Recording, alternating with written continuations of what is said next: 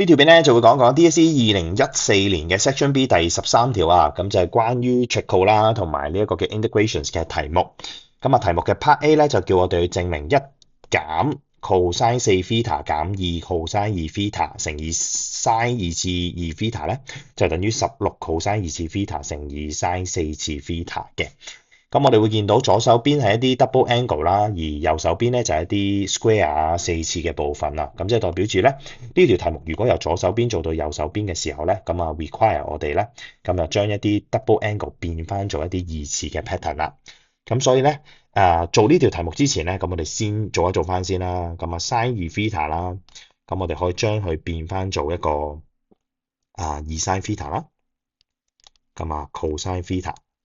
咁啊，擺翻落去嘅時候就會係二次啦。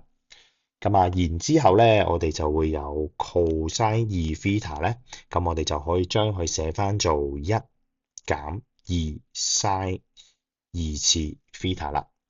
咁所以咧 cosine 4θ咧，我哋就可以將佢寫成一減二 sin 二次二 θ 啦。咁啊，當我哋有咗呢幾個部分嘅時候咧，咁我哋就可以由左手邊出發啦。Part A。咁啊 left hand side，咁我哋就會有一減 cosine 4θ啦，再減二 cosine 2θ secant square 2θ。咁啊先代數啦，逐 part 逐 part，一減咁啊一括弧啦，一減二 sin 二次2θ。咁啊做咗第一個 substitutions，咁之後咧就再減二乘以一減二 sin 二次 θ。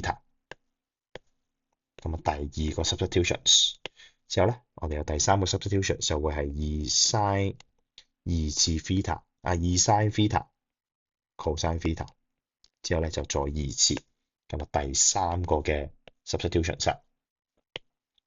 咁啊先做少少簡化先，咁我哋就會有一減一啦，冇咗啦，咁所以就會係二 sin 二次2 θ。咁啊減呢一度嘅2啦，乘以一減二 sin 二次 θ，咁啊再乘以四 sin 二次 θ cosine 二次 θ。咁啊前面嘅部分咧，我哋亦都可以再用多次個double angle 嘅，咁所以我哋就會出二乘以二 sin θ cosine θ，再二次啦。咁之後後面咧，我哋就再做啲 expansion 啦。咁我哋就會係加啦，負二再加四sin square θ，咁啊再乘以四 sin square θ cosine square θ。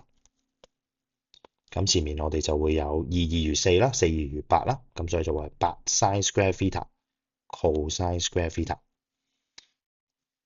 咁啊再做多次 expansion 啦，咁我哋就會減八 sin square θ cosine square θ，之後就再加16 cosine square θ sin θ to the power 4，咁啊再將加八減八呢一度約咗，咁啊最終咧我哋就會證明到等於16 cosine 二次 θ sin 4次 θ，咁啊就會等於 right hand side，咁啊完成 part A 嘅部分。